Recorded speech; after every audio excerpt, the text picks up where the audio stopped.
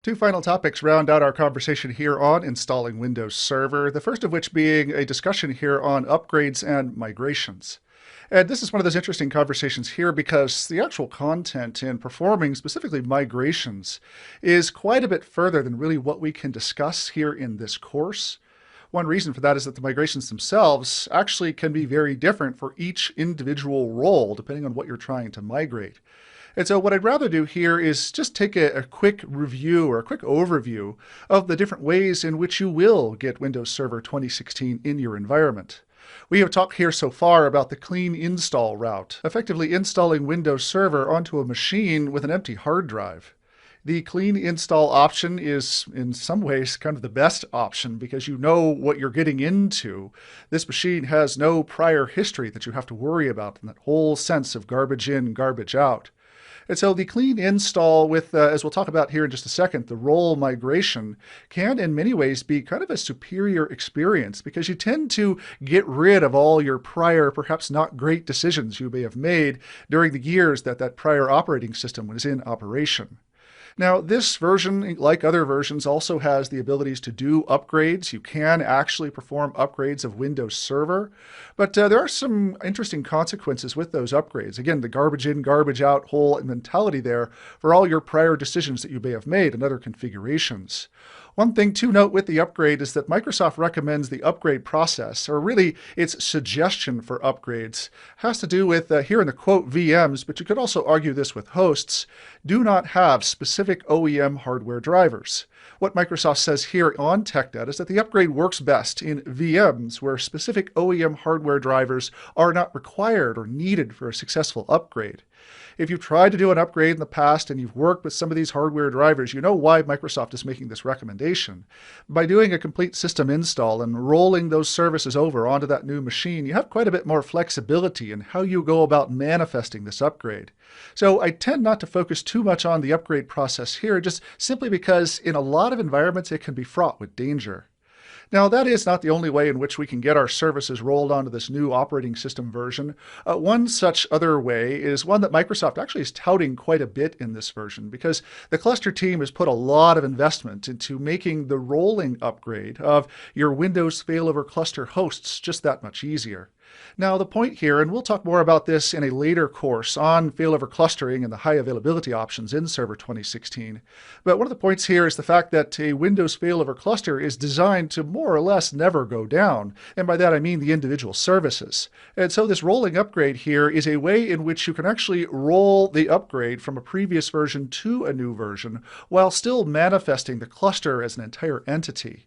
Windows failover clustering in this version supports the abilities to operate in this hybrid mode for a short period of time as you go through the rolling upgrade, and I apply special emphasis here mostly because Microsoft themselves is applying the same level of emphasis as it relates to their cluster operating system, or really Windows failover clustering itself. This makes most sense for environments that are using, for example, Hyper-V. Now, environments everywhere use clustering for different purposes, but in the case of Hyper-V, where you have virtual machines that are running on top of that cluster, you can imagine where this rolling upgrade and a seamless rolling upgrade can become really, really important. We also have the abilities here in this version to do what's termed a license conversion, which is effectively taking one edition of Microsoft Windows and converting it to another by way of just adding in a different license. And there are some limitations here with license conversion. I want to talk just a bit about what those limitations are, and then also just the commands you might use if you need to go through the conversion of a license. Conversion is not in this version supported on Server Core. Strangely enough, it's only available on the full desktop experience installation option. It's also not available there on domain controllers. So if you do plan on changing the version or changing the license on that machine, well, you're not going to be able to do it with your DCs. The slmgr command that we talked about before is handy here for figuring out if you've installed an evaluation version of the operating system. What's great to know is that if you have installed an eval version and then later go about purchasing an actual version, well, Microsoft has an upgrade path for you by replacing that eval key. If you run this command with the DLV parameter, that will actually give you a list of information about the licensing for that computer. And if you see eval there in the output, well, you know that you need to get that key updated to an actual key before the time bomb happens there. I think it's 180 days there on the time bomb. You can accomplish that first by using the dism command. This is not a PowerShell command, but a legacy command prompt command. There with /online and /getCurrentEdition to identify the installed edition. You'll need the results of that information to put into the next command here, also a dism command, right there for the set edition parameter. So it's here where you identify your edition and then add in the product key to then relicense this with a new version of the key that you have. This command can be used to get an eval copy over to a production or a real copy. It can also be used to convert a standard edition instance of the OS there to a data center edition. It is not possible to go in the other direction from data center to standard, and that actually makes a lot of sense considering the other features that are added once you make that move to data center edition. So these license conversions are here if you went down the eval route and don't want to have to reinstall the OS to get yourself into an actual license key, or also to change an edition in that case where you maybe bought a standard and then need to upgrade to a data center version. Now, the last of these is the role migration option here, which is a big part of anytime you're doing a massive upgrade from one OS version to the other. It is also the most difficult to try to teach in a course like what we're working with here. And the reason for that is because role migrations are independent or individual for each version of the role, or really each role that you've got there on that machine. And so what I'd like to do here is just take a minute to show you for these migrations, just a couple of bits that are here on the TechNet website that I can direct you towards to give you a feel for the individual activities that are going to be required.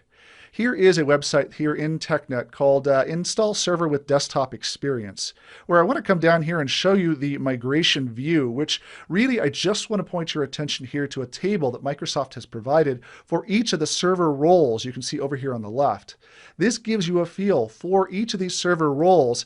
Can it be migrated? Is it upgradable? How actually do you get that role onto the new version?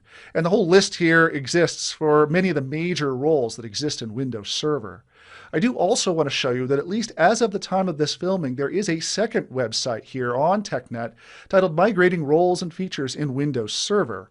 It is this location where at some point Microsoft will populate this middle section here with a set of migration guides that will be functionally similar to those that you see down here on the bottom for Windows Server 2012 R2.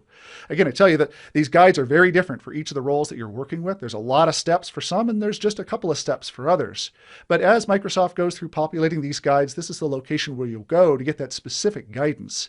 Be aware that at present, Microsoft suggests that the migration process for many of these roles is kind of sort of the similar in 2016 as was it in 2012 R2.